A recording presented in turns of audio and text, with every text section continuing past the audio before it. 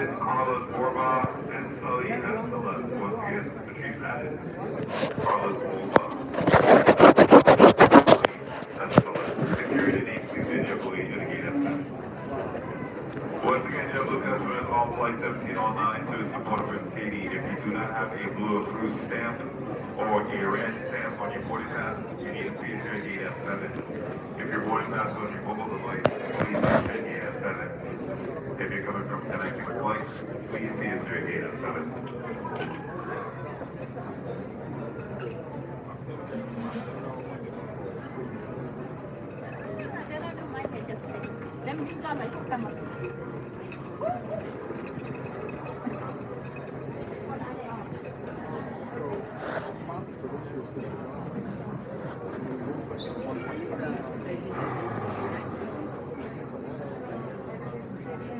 On a new journey. They kind of tricked me when I got here. They were telling me that I was picking up a truck. Well, it was like come down to Florida. They really didn't tell me what I was doing, but kind of like just came down here and chilled out in a hotel for like 2 days. Didn't really do anything. Went over the paperwork real quick. You know, I never really paid attention to the paperwork because my wife was always doing it. For JetBlue Flight 460, we service to Hartford, Connecticut on gate F5. We are currently boarding all customers on roads. They just keep playing with my life. Please proceed immediately to Keep putting me on the airlines, flying me around.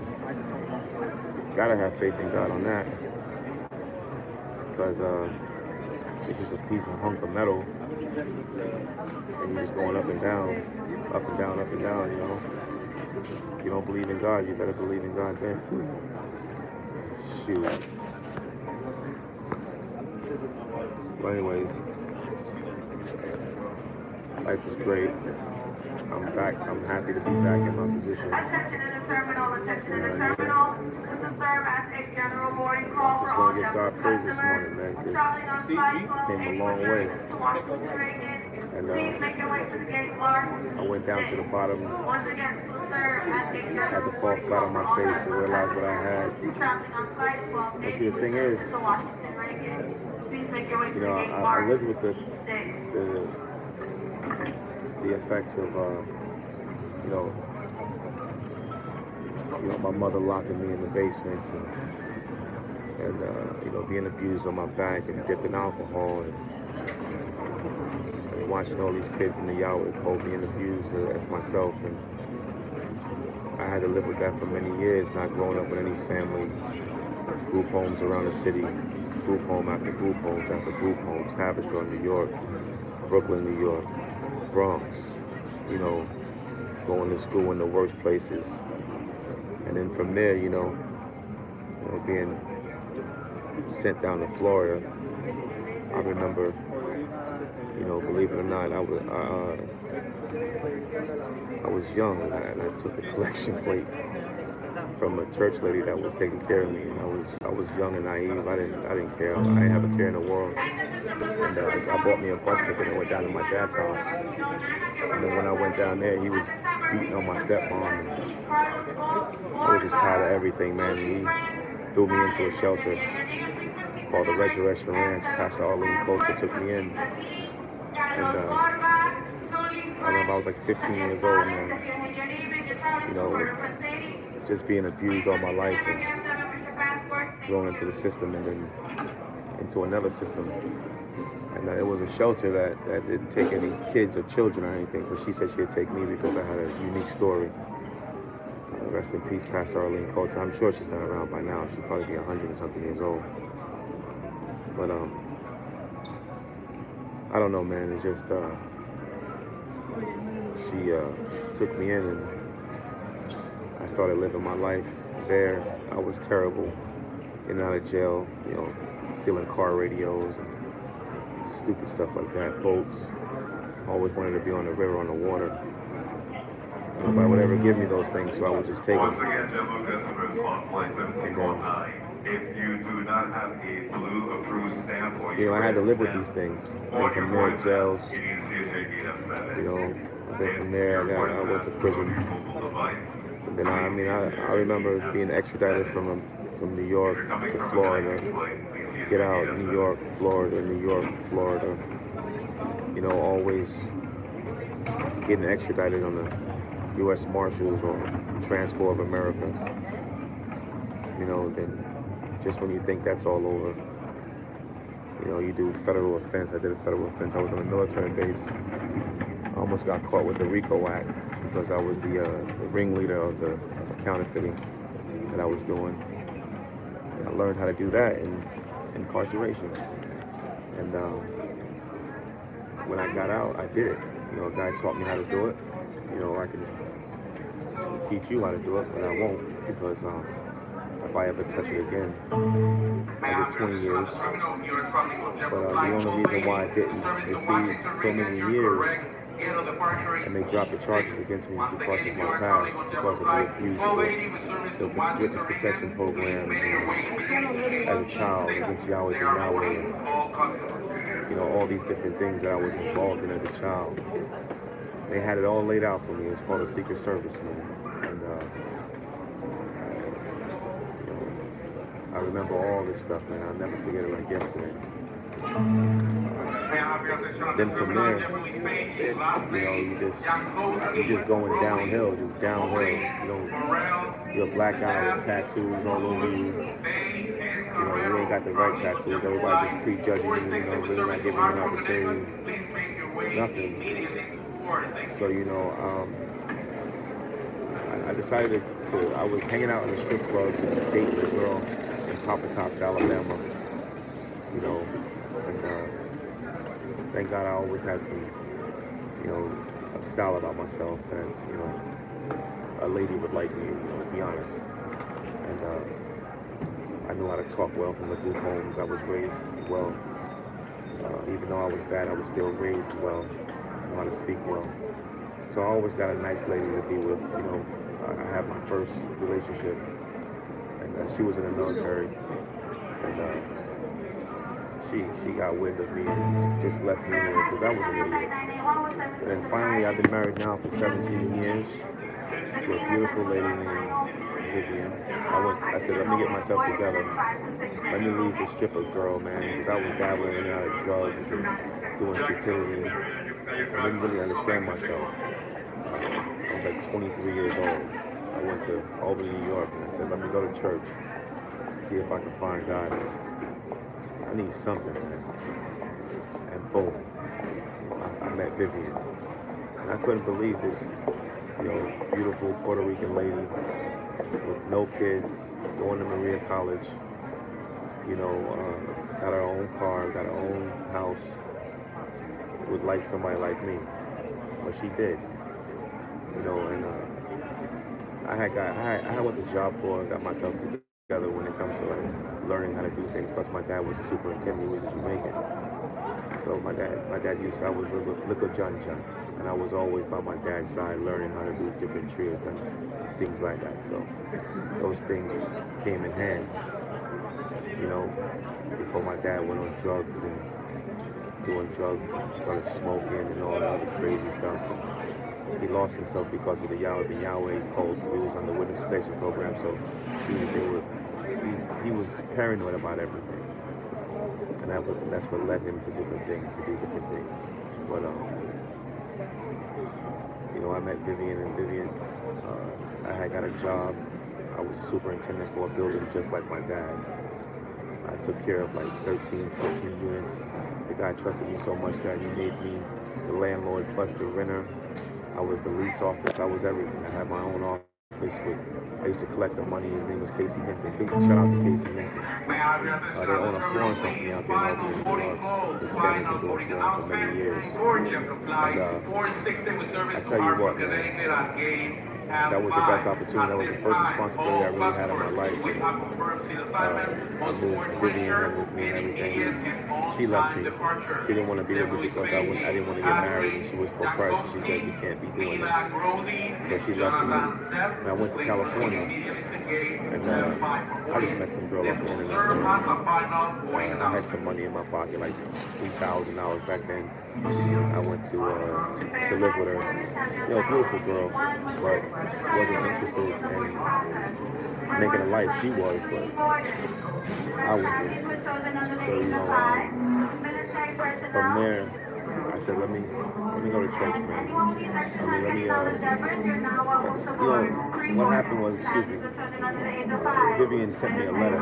She was looking for me. So I contacted her. She sent me a letter. She sent me a Bible. And she sent me a You Save Me CD by R. Kelly. That was when R. Kelly made that Christian music. And she sent me a cell phone, because back then if you had two cell phones, one was free and the other was connected or whatever. So she would pray for me, and she was like, she wanted to be with me, and I was with another girl at that time. And I ended up just packing my stuff and leaving. And came to my sister's house. We went down to the courthouse and got married, and we began to be married. At the beginning of my marriage was faulty, and I didn't understand how to live, how to appreciate. She taught me how to really be confident in myself. She was like, there's no reasons to be worried about your tattoos or who you are, who you think you are. It's who you're becoming, and she just literally, just made me, through God, for her being faithful to the Lord. She would pray for me all the time. Like, I'm going to anoint your head with oil. I used to wake up with oil on my head. I'm like, man, what in the world is this? And she was like, that's oil. And just a beautiful girl, man. I love her so much. I can't live without her. And she gave me everything I need, all the confidence I need, the willpower to survive, and everything. She just gave me everything. Strength. She was my backbone. And from there, we had a long road, but things paid off.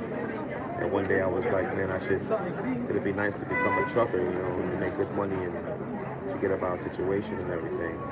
I was working jobs here and there, trying to busting my butt. But and that's what the journey I am in. And I can't believe it, guys, when I tell you, these people give me hotels, they give me fly me everywhere. I'm an owner-operator, so if you guys are wondering what I'm doing, I just didn't, it paid off. I just signed a lease to my truck. I signed my own insurance, I pay my own fuel, I pay my own guys. I get 42% of the long haul. I'm making good money, and I really appreciate that. And I don't think I'm bragging for anything. I'm just doing a testimony of where I came from, because freight guys make about $1,100, maybe $1,600. Big drivers maybe $2,500 a week. As an owner operator, I can make up to, I have easily $6,000, $7,000 a week. After fuel, I still make about $5 take home, $5,000, $6,000 on the summer times, probably more than that sometimes. I don't have, the reason why I'm doing a lease owner operator, eventually I want to buy my own truck. I would say, I'll probably buy me like a nice truck and pay it off real quick. But right now, it's just I don't have to. I lease it from Penske.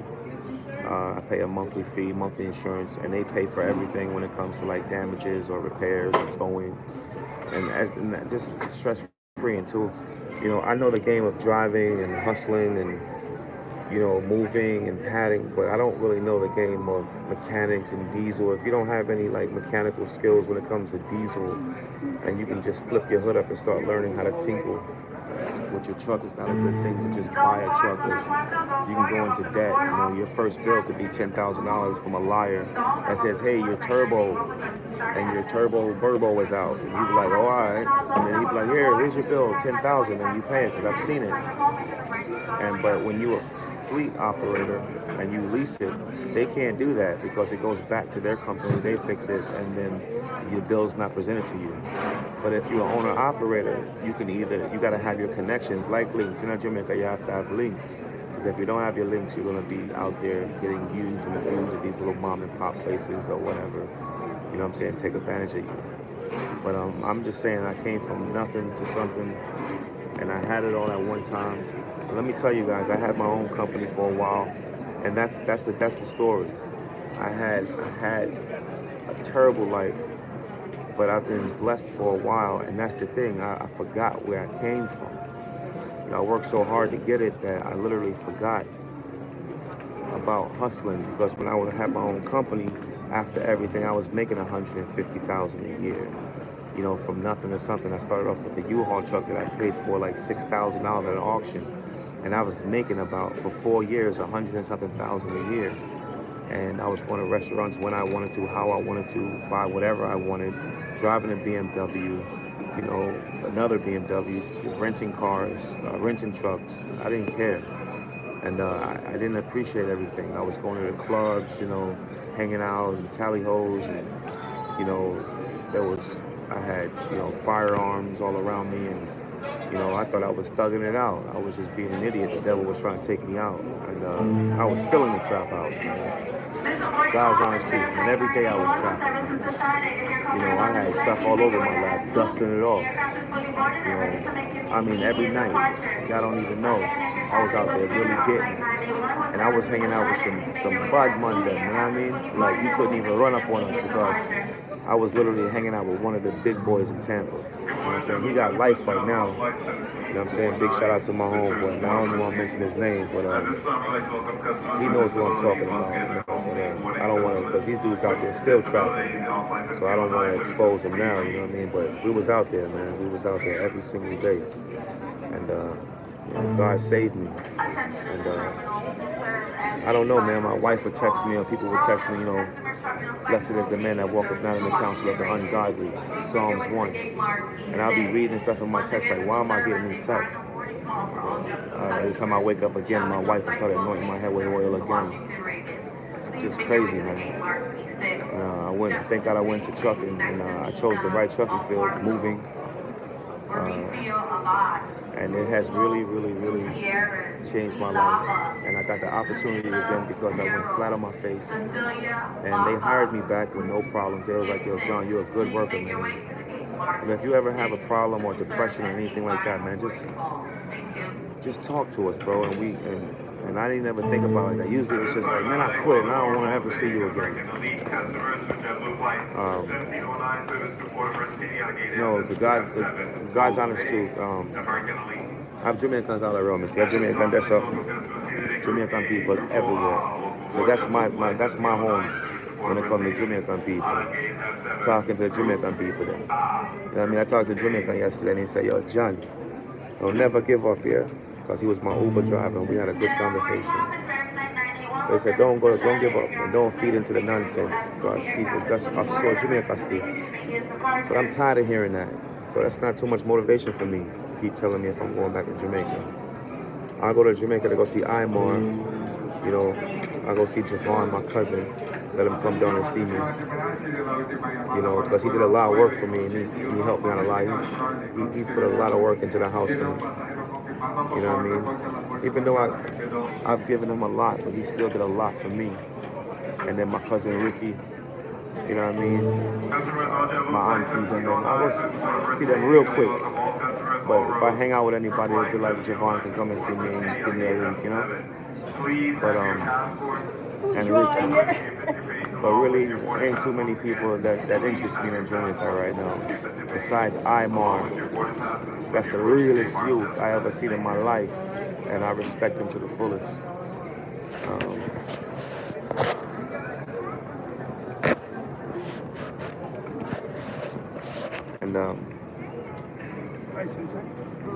8:50. Yeah, I think I gotta start walking over here to the thing. But yeah, no, I don't think I'm gonna go back to Jamaica, man. They can have all of that. Every brick, every muscle I put in that thing, they can have it all. The Bennett family, man, what's up, man? Nah, I'll be honest with you. It's not giving up. I just did a change of plans. So I'd rather buy a condominium out here or something like that, you know. Be straight up with you, man. A little condo or a little house or something out here, you know. But or a bigger RV or something. I'm not doing a Jamaica thing. I can't deal with it. Too much stress and too much hatred. You know, and I can't deal with it. I can't deal with the bad mind that, because I know I give love and you push me out. You got what you wanted. You would think that people would be easy and cool themselves and just say, yo, John, give us this, and John, take care of this. Because when I'm there, people don't even pay light bill for each house. Jeffrey, what's up, Jeffrey? Who's living in that house now? My cousin is living in it, the one that used to help me build. That's the one who's living in there now. His name is Javon. And he's the one who's helping me. You know, I gave it to my dad. My dad always, my dad is, trust me, when I tell you my dad is involved in everything, and it's like time froze for them. So when my dad be like, yo, at my house, that, they respect that. That's just how it goes. I guess that's how, I mean, because I said, Dad, you can have it. So as soon as I told my dad that, my dad was on it. So they fighting with him, and my dad said, come on to the house and all them thing there. And then Javon called me and said, yo, John, tell your daddy to stop telling me to come out, man. Tell him that I can stay here. You told me I could stay here for a while. I said, he's like, your dad wants me out. Listen here, man. I haven't even talked to my dad in weeks. Because, you know, I said, when he called me, I said, Dad, don't even involve me in that nonsense. No, they started doing some more work to it, and then I stopped. Yeah, it's pretty much in the same. They ain't really doing anything to it. My dad is retiring soon or whatever, and he wants to go down there in Jamaica to go live. But he even called me and was like, John, I'm afraid that man go kill me, John. Yo, look at here, man. If you telling me that I'm your son, bro, you be telling me that forever. I kind of believe you after a while, man. So that's no motivation whatsoever. Because when I was starting to build the pit, my daddy would come to me and he cursed me out. He said, John, come out of the pit, boy. And I was like, what's wrong with you, Dad? He was like, yo, these people will kill you, John. I'm going to run you off, John. And I really didn't believe that shit, but and it's not really my, it's just a whole lot of stuff. I don't want to say just my family alone. The neighborhood, man. It was like, you can be in Jamaica for a while, you know, but when you start move a certain way and you start having things more, they start to bad mind you.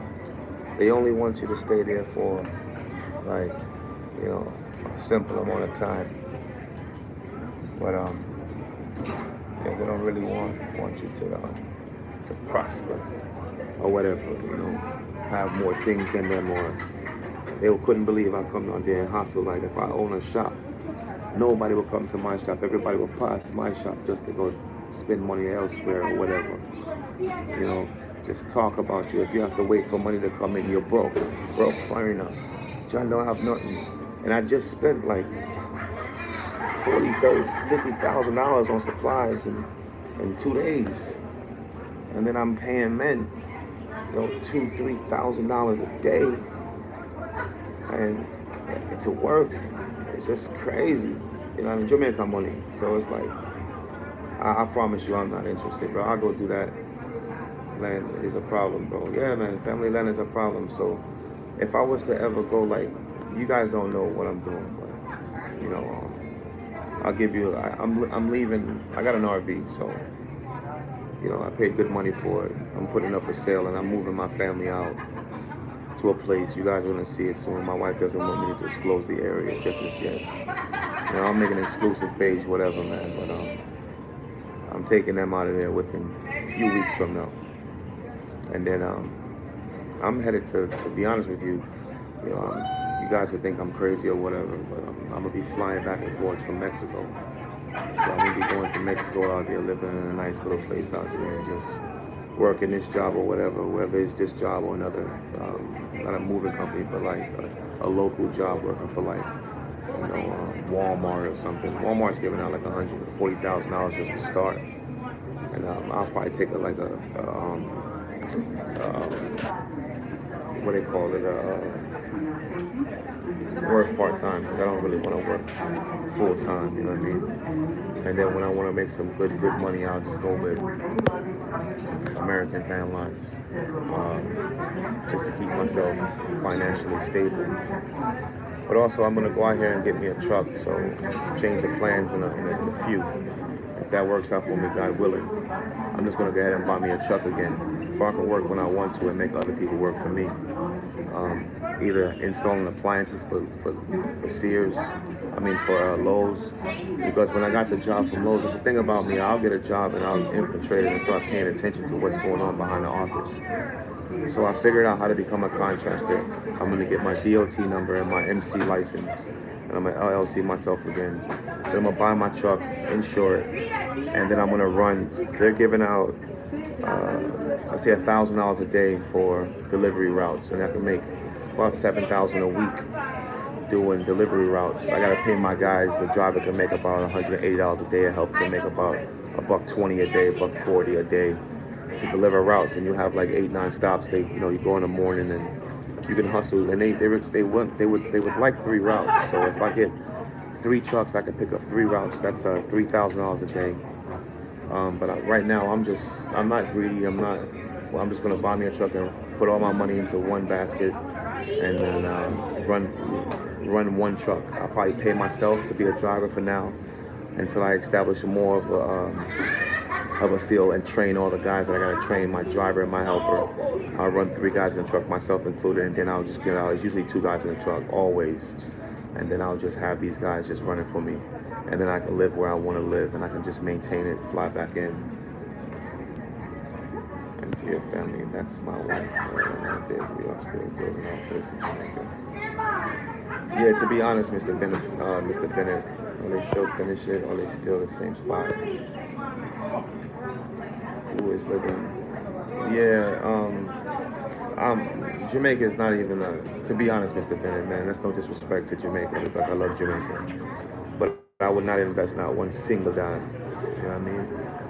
Just an artist. If I find an artist and I can invest in an artist, because I got some artists out there, I can send some money for them and go fly to Jamaica and take them to Friends for Real and bust them. You know what I mean?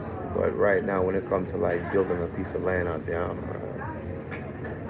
you gotta really, because you imagine over 20 years of passion to go out there and build, and then people taking your things over and over and over and over again, and then they bad man you, run you out a certain way. Don't not really run you out, they just bad man you run yourself out, man. Just talk bad about your wife and everything, just terrible place, man. And that's why you have to live uptown and you gauge yourself off. And I realized that when I started going to like ultra race. Now I know why people live on the hills, Jack's Hills and all them places, because they ain't even into that shit, man. But when you go to the ghettos, just poor people in general, them start to like red eye your things, them. Hello. Sorry. Oh, okay. Alright. You so silly.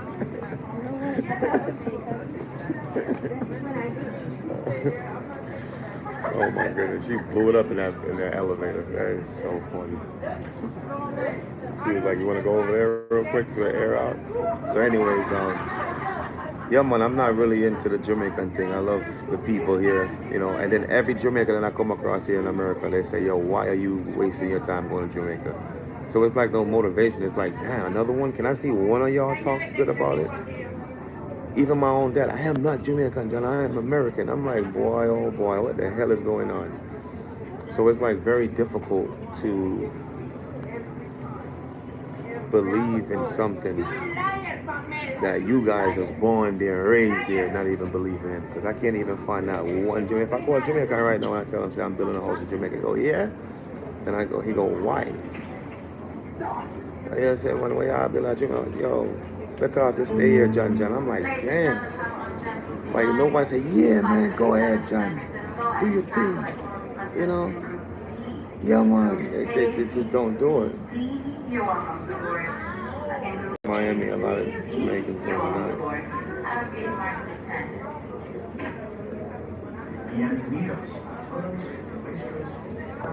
And you know, they just literally just talk down on it. Like, damn, man.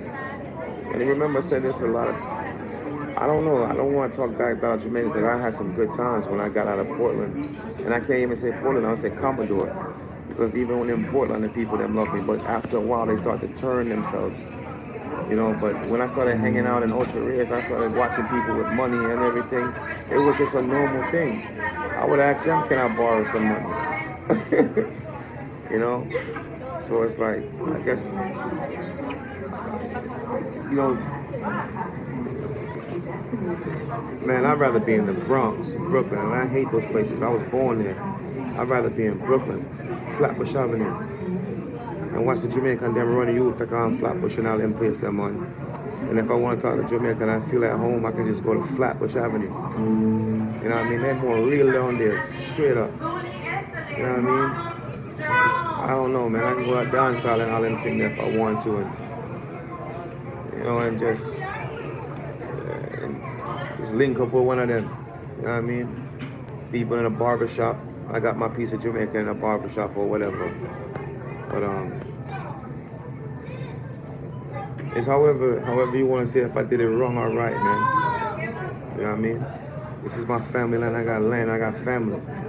Not everybody born in it's your family. And I realize that. So if I did it wrong or right, Mr. Bennett, it's a learning experience. Not on business.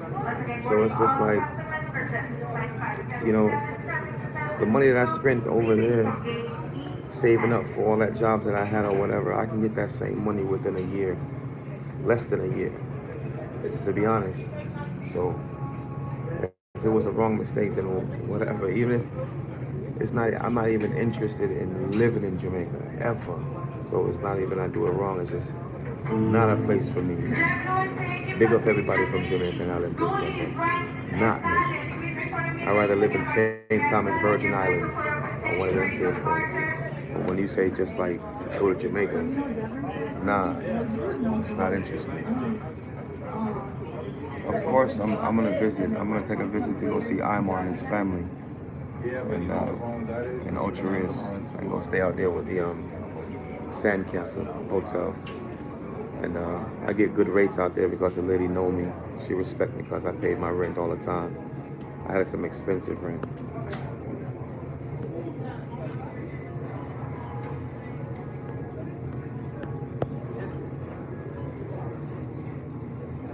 I wouldn't say dangerous because I really didn't have no fear for my life in Jamaica. But just liberty. All you're gonna live and how people treat you and how can it affect your mental. So I wouldn't say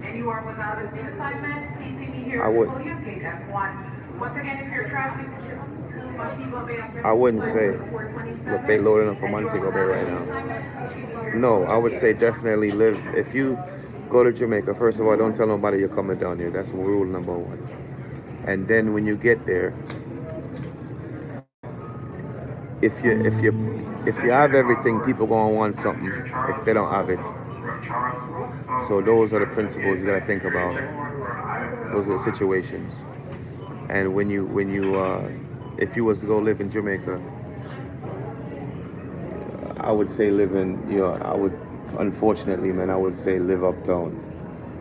You know, Ocho Rios, all them places, they're just really nice, and Montego Bay, that's nice, and Portland, that's up in the hills, or Jack's Hills, or someplace like that, man. People were walking around, sushi, talking uptown, eating fish all damn day. That's not me. I wanted the real part of Jamaica, home, family. But you know, when they don't have it, they lean on you. They suck you dry like vampires, bro. So if you're not giving them nothing, they start curse y'all. I know I had family members come to me right in my face and say, yo, why you don't go back to your yard, John? You don't see, say, y'all embarrassing us. I'm like, how am I embarrassing y'all? Because I'm not giving y'all money and I'm on a budget right now? Yeah. And when you don't get them, they literally curse you, bro. Like, curse you, man. So it's like, they stop coming around or whatever until you get money again and doom, doom, doom, knock on your door and they want food, sneakers, clothes. You know, you can't even leave clothes. I've left clothes down there and like, I'll come back for them. And as soon as I leave them, pass them on. People just start digging in the luggages and shit and take it. It's crazy, man. I just don't even like talking about it. It's negativity. But I suggest if you go to Jamaica, don't stay with no family, and stay out of it and visit. And just visit, pop in, pop out, pop in, pop out, and that's the best thing to do. Other than that, don't even. Hey, it's on you. That's on you. But if you're gonna move to different ghettos, I would say don't different ghettos. I wouldn't say move to like Samakanwatos and them Jews running out and this. The hell no. I done been down there. I was an artist, so I've been down there. Those are where the violence is. That's where violence is. But yeah, if you're going to Jamaica, make sure you go to Uptown and lock your gate. Make them beep, beep, beep the horn and make them go to security, and security can call you and say, yo, I'm in business with them people, and then turn them away. And they after a while, they just can't see you. And that's how you live in Jamaica. And that's straight up, man. And that's the realest I can keep it. Uptown life, you know what I mean? Chilling with Danny Champagne and all them people there. And I met a lot of Uptown people said, John, come stay here, you're chilling. So I was chilling with good people over there, like Shatty Mark and all them place, them Monday before them dead, you know? And Danny Champagne and Danny Champagne International Records, I was chilling with him in his mansion in Jack Hills. You know, Aaron Silk, I was chilling out with Garnet Silk's brother.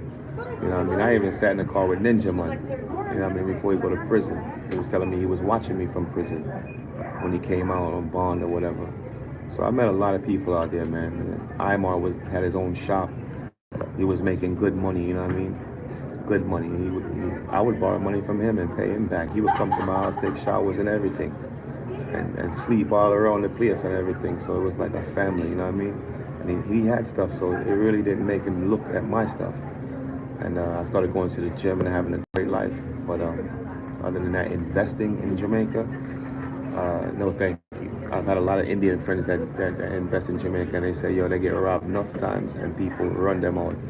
So why would I put myself in that position when I already know how to move over here? You know what I mean? So I'm gonna move wise over here, and God keep me strong, and I'm gonna either buy some land over here, but I'm definitely gonna invest in a truck. You guys are gonna see me buy a truck of my own and start my own company. But I'm gonna be with this company for at least a year, you know, because I gotta go through a SAP program. But at least a year. But this American Van Lines will always be pretty much like a home to me because the way they treat me so good and so much respect due to them. You know what I mean? And that's what I'm gonna do. But I'm not gonna hold you guys up, man. I gotta go fly to. Right now, I'm flying to Atlanta, Georgia, to a small town out there somewhere to go pick up a truck. His son is the guy that passed away. His son is waiting for me with the keys. He didn't die in a truck. He died on vacation. Young man, about 50 years old. So big up to all the people who subscribe to this channel, man. I'm gonna start making some videos pretty much more and more and more to uplift this channel and give God praise and give people a sense of hope, especially the people out there that's like felons or people that didn't have nothing their whole life and they want to change their life. Jesus Christ is the way, the truth, and the light, and he can bring you from nothing to something, you know, like the prodigal son. So all you gotta do is just believe in him. And not just believe in him, but walk by faith. When you out there in the streets, you can't be drugging, you can't be, you know, running around, you know, in the clubs and cheating on your wife and all those things. And unfaithful to the Lord, because the Lord writes down everything, he records everything. So I have to walk in a Christ-like manner. You know, I gotta pick up the cross and follow him and make sure. And, you know, make sure you pray, and there's hope. I'm just basically telling there's hope for people who have done things in their life. I don't know about like crazy stuff, real crazy stuff, but like if you just a criminal and you just didn't have anything in your life, abused, or you just depressed, or you just want to make something out of your life, there's something out there for you if you was to just put in a little bit of hard work and dedication. Jesus Christ is the key to life. All right. And people, please like and subscribe to this channel, man, for we can raise it, and make sure you share it. I'll be doing a video later on today once I pick up my truck, let you guys see the equipment that I got. The trailer's not the greatest. I got to go drop it off in Colorado because I'm headed to Colorado. So bless you guys, every last one of you, to Mr. Bennett, Andrew, Mr. Thomas, all you guys out there. T, big up T Marie, Nurse T, and T from Albania. Big up yourself. And the rest of the owner that's always supporting me. And Jesus Christ is the Lord and Savior. Amen. And I can be doing wrong, mister. I make the wrong decisions, but God doesn't. Amen. And he's going to make sure I'm on the right path, Mr. Bennett. But God bless you and your family, and God bless you for real, and the building of your home. And I hope and pray that prosperity is nothing in your life, my brother, and you have the greatest experience ever. And I know you know how to do it better than Johnny, because you're an original Nigerian guy. Yeah? Respect, big up yourself.